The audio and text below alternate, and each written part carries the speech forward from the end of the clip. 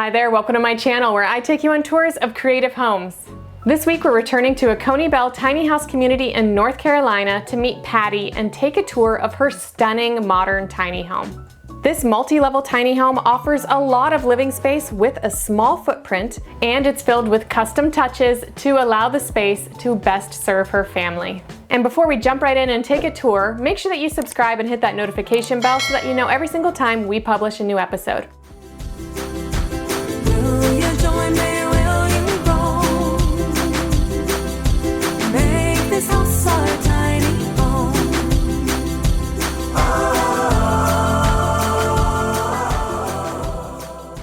Hi, I'm Patty, and this is the Andromeda house.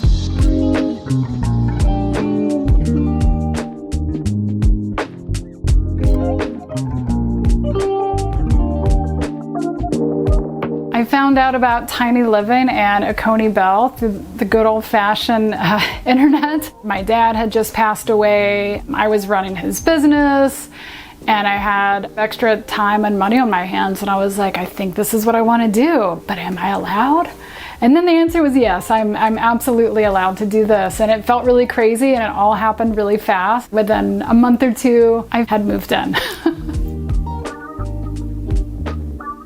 So this would run about $80,000. You can click a button on their website and actually buy it. So there's little customization in that process. It was essentially move-in ready. But other than that, it was big open space.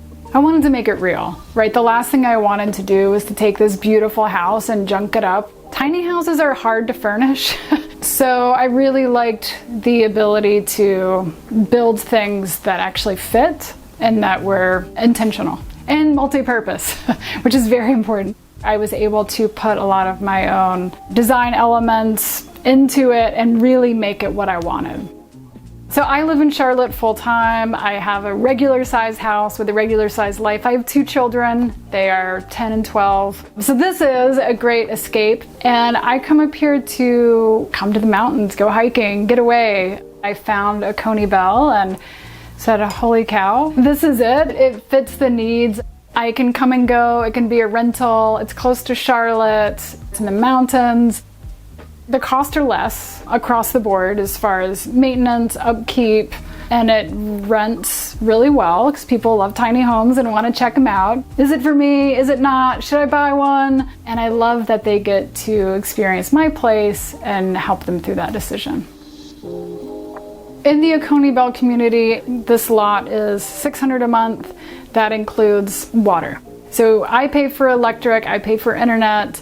They also take care of the yard, which is good because I'm not here all the time, so that's important. Acony also handles the rental, and they keep the place booked.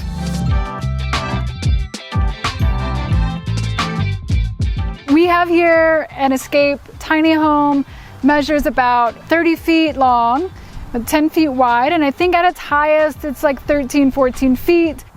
As you can see, we are on the deck. I really love this space. If any of you have ever spent any time in a tiny house, you know that outdoor living space is a part of the living space. So I love that, you know, we have the couch over here. There's also like the bar rail where you can sit and have a beer or a coffee and just be out in the nature. This is an amazing window. It's about 5 by 6 feet. At nighttime, when this is all lit up, it looks really warm and cozy, very inviting. The siding is a dark black painted wood. I really love this sleek modern look. I feel like it sets it apart from a lot of the other tiny homes in Acony, and it's all a part of that look that really drew me to this model. And the metal roof, super easy, low maintenance, and it has that romantic rain on the roof feeling that is really special. Let's talk about the install. I think one of the most important things about the tiny house is being prepared to receive your tiny house, right? So really important to make sure that your space is going to fit your tiny house and the land is flat, all those things. A tiny house install is not something I would try to DIY. I could not have done it myself. The people at Acony were super helpful. The guy who drove it all the way from Minnesota, shout out to him. But yeah, definitely not something you want to leave up to chance. All right, let's head inside.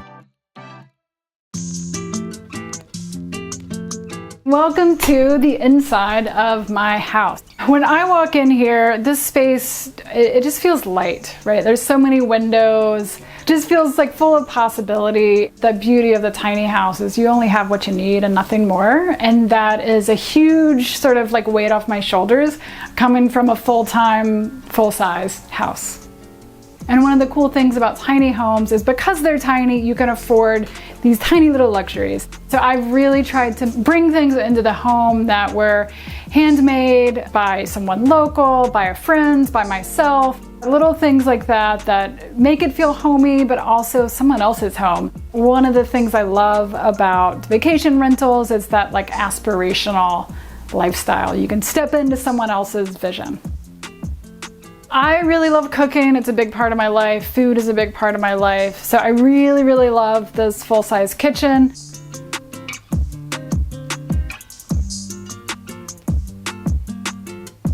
The sink, it's nice and deep, which is helpful. You know, you have this extra storage space. If I lived here, maybe I would use this differently, but I just think it's a nice display of pretty things. The stove is amazing. It's all you need, 2 burners.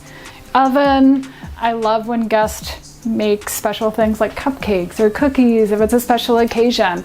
A microwave. I don't have one of these at my own home, so it feels like really luxurious to have a microwave. I'm like, ooh, what kind of microwave? The cabinets are nice. There's plenty of storage space. I've never felt cramped. You have this beautiful window, you know, right now it's fall, you can see the leaves, such a beautiful scene. Again, I made as many things sort of multi-purpose as possible. So what you can do, you can fold this down. If I'm in the kitchen, this gives people a spot to hang out and still interact. All right, so let's check out the bathroom. In here you have a 36-inch shower, which feels plenty big to me. We have a sink, just what you need, nothing more. Toilet, it is just a good old-fashioned toilet, does not compost, it flushes just like normal. But what I do really love is this heater vent on the floor. So there's nothing worse than like a cold bathroom in the morning. So you turn this on, be cozy, and enjoy your morning routine. All right, so let's head to the living room.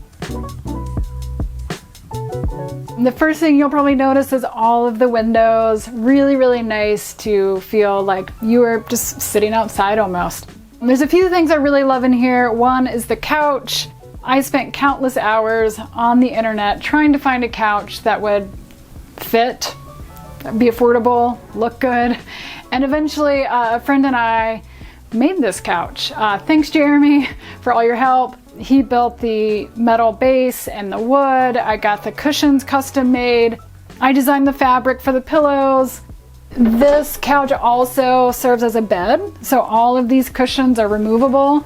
My son has slept here for a week and loved it. Again, I wanted something that was like multi-purpose, comfortable to hang out in, but also comfortable to sleep on.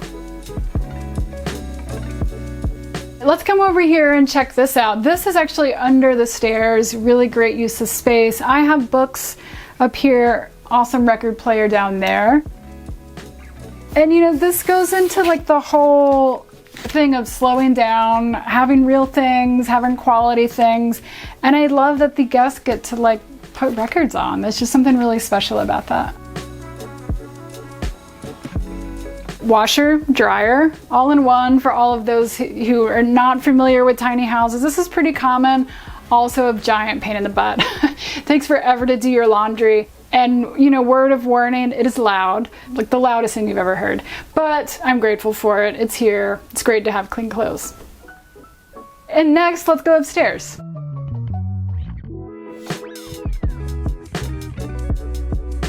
And this is the loft space. This space, again, you're surrounded by windows, especially cool at night when the stars are out. This table, you could have dinner at it, host a dinner party in a tiny house. You know, it's possible here. You could do work. All of these cushions lift up. There's storage underneath. My friend and I designed and built these. I designed the fabric. He built them. Having that multifunctional space and storage is awesome. I love it up here. So I am sitting down. I am 5'5". I cannot stand up. My daughter, who is 10, can, at least for now. If I lived here on a daily basis, I think it would be tough to crawl around my living space. But once you know it, and once you know when I get up the stairs, I'm going to have to like be seated, it's fine. Now let's head across the space and show you the bedroom. Feels pretty luxurious to have this much space over your head when you're sitting on your bed in a tiny house loft. When you're up in the loft, it really seems like you are in the sky, and it is like you're in your own little planetarium. This is a queen size bed. Funny enough, out of all the projects that I have put my boyfriend through, and thank you by the way, John, he said that putting this bed together in this loft space was one of the hardest things we've ever done, he's ever done. If I had to do anything differently, I would ditch the bed frame. And I hope he doesn't get mad when he hears me say that. I would just go for the mattress on the floor. It would give you a little bit more height, and it's just not necessary. I thought it was, but you know, that's life. This place is definitely a part of our family. The kids love it. It has been a really magical experience for them. I do love these tiny homes deeply, the lifestyle and like quality of life that it brings. Thanks for watching this week's episode. If you'd like to see more tours of tiny homes located at this tiny house community, make sure you check out the playlist we have linked in the description, and I will see you soon with another unique home tour.